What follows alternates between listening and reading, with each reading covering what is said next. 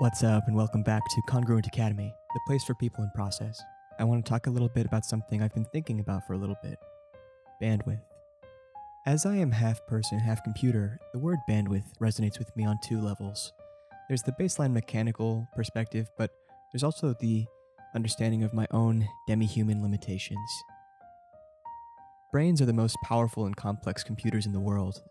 We have a ton of programs running in the background of that computer, our brain. These programs can impact the performance of our brain, just as they might in a computer. And that increased energy required to power those programs can slow everything else down.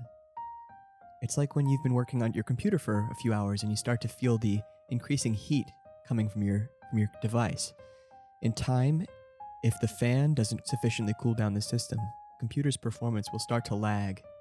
And then in time, that lag can become chronic, and before you know it, all you see is rainbow wheels, and your computer's crashed. Your files are erased. Hopefully, they were also backed up. And you're left knowing that you need to be more mindful of those programs that you're running, the strain that you're putting on your digital system, so that when you're armed with that information the next time around with any sense, you'll be more mindful of how you use it with the device that you replace it with. And I've experienced something similar when it comes to my own organic CPU, the old David noggin. Only the sensation of heat would be swapped out for the sensation of stress. The key difference between my brain and a computer is that I can't just go out and buy a new brain if the one I've got crashes. It's the only one I get, unless you're Frankenstein. And if you are Frankenstein, by the way, I'd love to have you on the show. I'm sure there's a lot that could be learned from a reanimated inhuman human. Oh, wait a minute. Isn't that what I am? Am I Frankenstein's monster?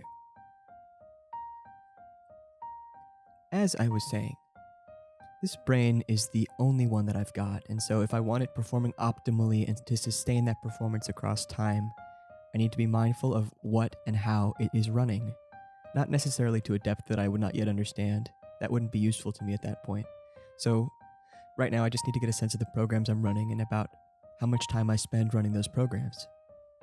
I call this process a time audit, and it's basically an exercise that I encourage you to try at home if you're feeling like your performance is lagging a little bit as well. Here's how it works. So the basic format works like this. There are deeper levels that you can get into, and it's also important to remind you watching this before I begin that what works for me may not work for you, and vice versa. I'm not trying to tell you how to live or what to do. I'm simply trying to create content that helps me get my act together one video at a time. Sharing my experience is just that, so take it or leave it. So here's what I did.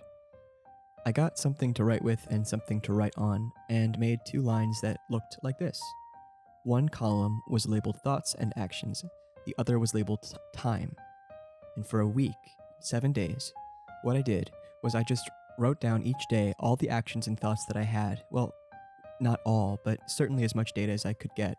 And in the other column, I logged approximately how much time I spent thinking those thoughts and performing those actions. It was not designed to be judgmental, but rather exhaustive, as I really felt I needed to be more aware of what programs I was running and looking for any error messages. I'd also write down what I'd wanted to do in the day, but I didn't do at the bottom of the page. So I did this for a week, and you know what? I really wasn't too pleased with what I saw there. There were a few reasons for that. Not only was I now painfully aware of the ways that I was spending my time, but to add insult to injury, the list at the end of the day of the things that I had wanted to do through the day but did not do revealed just as much. I couldn't believe it.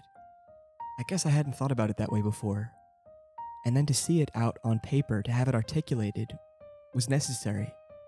And the only relief that I had was that at the end of the week, I was able to make an honest assessment, and then a plan for the days that I'd actually like to have. Eventually. And of course, the distance between where I was and where I wanted to be was really far away, but thankfully I have Congruent Academy as a map and compass that I can use to traverse this adventure.